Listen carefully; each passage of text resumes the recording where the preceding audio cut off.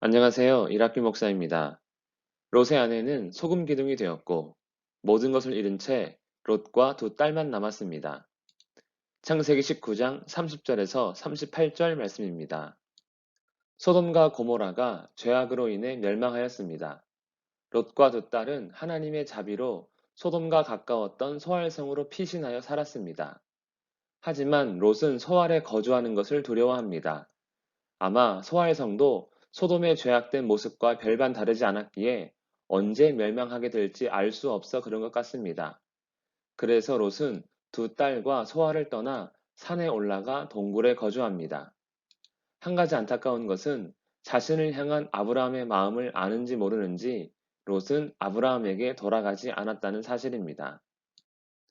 모든 것을 잃고 아무도 없다고 생각한 롯의 큰딸이 동생에게 놀라운 제안을 합니다.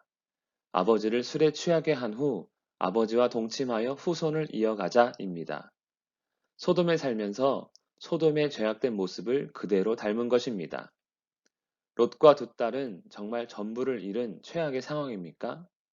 세상적으로 보면 그렇다고 할 수 있지만 죄악의 도시 소돔에서 건짐을 받아 새로운 시작을 할 수 있다고 생각한다면 오히려 기회라고 할 수 있습니다. 또한 그들을 구원하신 하나님도 계십니다.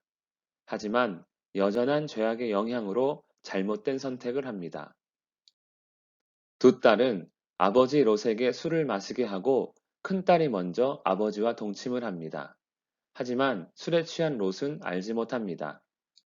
그리고 다음날 똑같은 방법으로 작은딸이 아버지와 동침을 합니다. 역시 롯은 알지 못합니다. 아버지로 인해 두 딸이 임신을 했습니다. 큰딸이 낳은 모압, 작은딸이 낳은 베남미. 이 둘은 모압과 암몬의 조상이 됩니다. 나중에 모압과 암몬은 이스라엘의 동쪽에 위치한 나라로서 이스라엘을 끊임없이 괴롭게 합니다. 소돔과 고모라의 심판에서 구원을 받은 롯과 두 딸은 아브라함에게 돌아가지 않았습니다.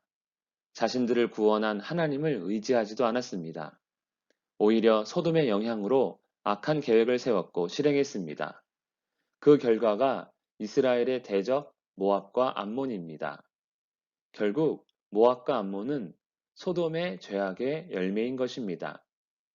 소돔을 택한 롯의 계획, 아버지의, 아버지를 통해 후손을 낳은 두 딸의 계획, 하나님을 택하지 않는 인간의 모든 계획은 항상 악할 뿐입니다.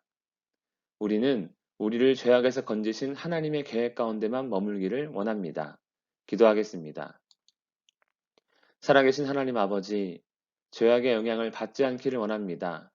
항상 성령을 따라 주의 뜻에만 순종하게 하옵소서.